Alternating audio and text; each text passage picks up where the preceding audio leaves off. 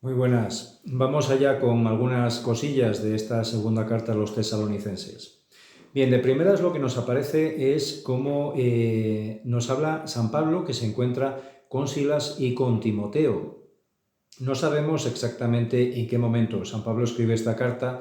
Se cree los estudiosos que sería de los primeros meses del año 52.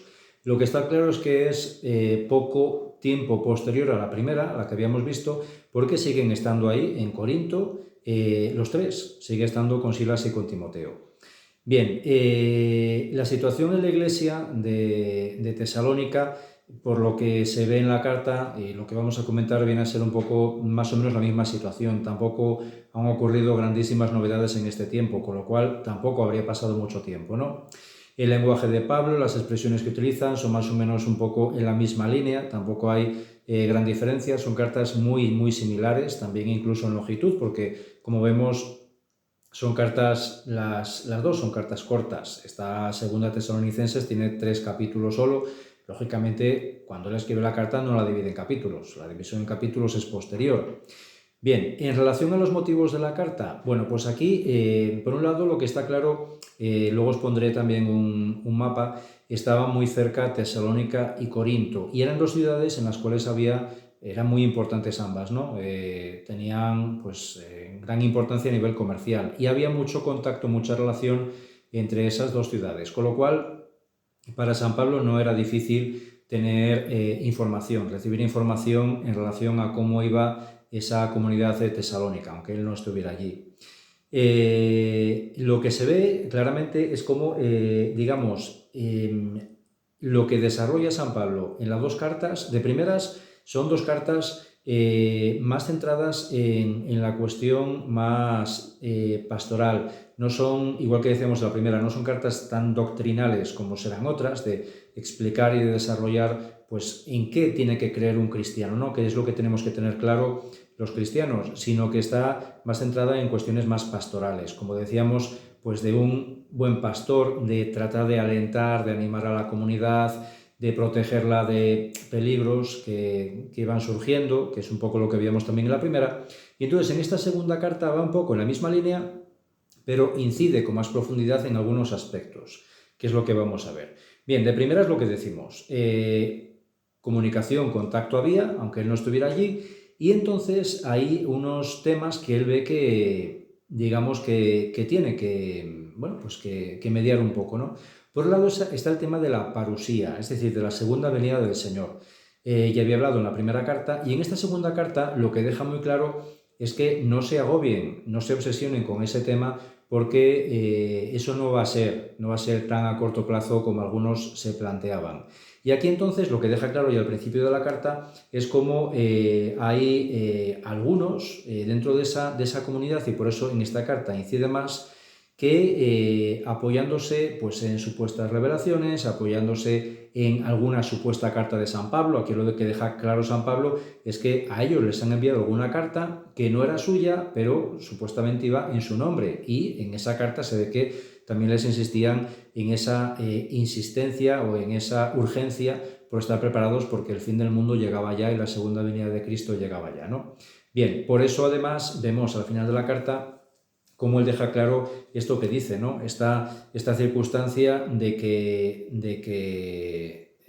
la despedida, estos saludos finales, son de su propio puño y letra. Sería un poco el equivalente, tradicionalmente nosotros pues lo que hacemos es firmar y rubricar una carta, porque de esa manera es algo muy personal que evidentemente es muy difícil luego de imitar, ¿no? Bien, pues entonces en este caso sería un poco igual, y por eso dice él pues que él lo hace de su propia puño y letra, de su propio puño y letra, para que ellos sean conscientes de, cuando les llega alguna carta, saber si es suya o no es suya, como les había pasado en este caso, para que no sean engañados.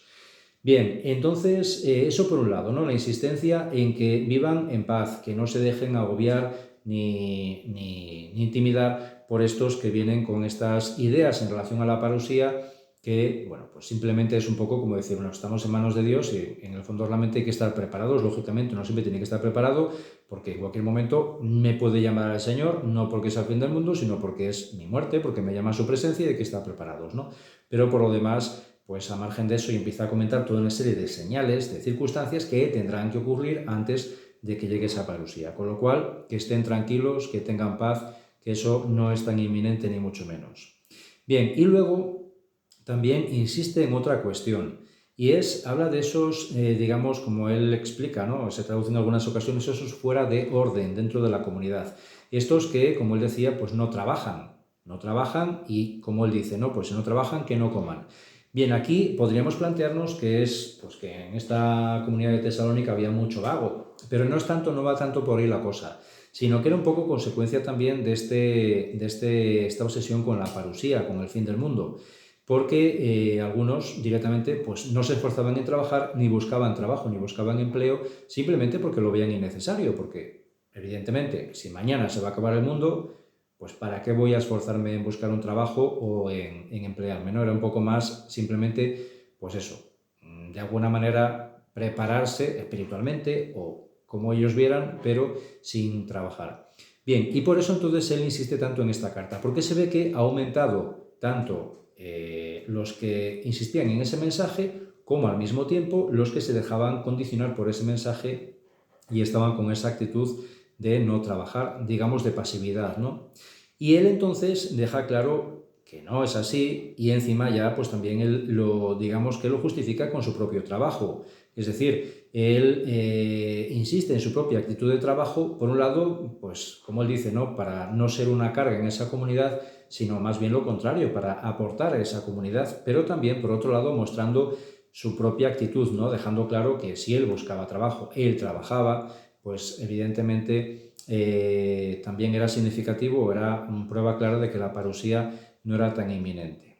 Bien, eso, por un lado, digamos que son los dos aspectos en los cuales incide, que ya trataba en la primera carta, pero incide más en esta carta. Es decir, que se ve claramente que en esa comunidad, pues eso se ha ido desarrollando más. Es bonito ver cómo también, al principio de la carta, él como también distingue, ¿no? Dentro de esa comunidad de los tesalonicenses, como hay un grupo, como digamos el cogollo de esa comunidad, en los cuales él tiene una plena confianza, una grandísima confianza, pese a que luego, bueno, pues lógicamente hay estos otros a los cuales además él deja claro que no es una cuestión tampoco de expulsarlos o de darles de lado, sino deja claro la importancia de esa corrección fraterna como hermanos, que evidentemente tiene que haber una corrección para que haya un orden en esa comunidad, pero tiene que ser siempre con caridad, tratándoles siempre, ¿no? Como él dice, no como enemigos, sino como hermanos. ¿Qué más os comento de por aquí? Aquí también, bueno, le da mucho peso a la figura de Satanás. Digamos que lo manifiesta como realmente ese elemento que impide que se lleve a cabo pues ese proceso de evangelización según sería la voluntad de Dios. Pero también deja claro, evidentemente, el poder de Dios por encima de Satanás. Con lo cual, si ellos cumplen con lo que tienen que cumplir y tienen esa vida en Cristo, pues evidentemente ante eso Satanás no podrá absolutamente nada. Al final, pues también es significativo cómo él termina exactamente la fórmula de bendición y de despedida es la misma que en la primera carta, exactamente igual. Y también, digamos que al comienzo de la carta, ese saludo de entrada es casi igual, casi idéntico también al que lleva a cabo en la primera carta. Con lo cual, bueno, pues es un poco como un fiel reflejo, ¿no? De esa primera carta en muchos aspectos, salvo en estas cuestiones en las que incide más por esa necesidad que se va viendo que va aumentando en esa comunidad. Insiste también, evidentemente, en que tengan paz, sobre todo insiste mucho en la paz, y especialmente en este tercer capítulo, en esa paz de Cristo, también en relación a estos que les persiguen, ¿no? Que en el fondo también los pueden ver como una amenaza, pero que siempre traten de mantener esa paz, pero que es una paz en Cristo, que es una gracia, es un don de Dios y evidentemente, pese a que haya dificultades, que siempre las va a haber, pero que ellos lo pidan eso como un don, como una gracia. Bueno, en principio yo creo que es lo que os quería comentar, así tampoco me enrollo mucho.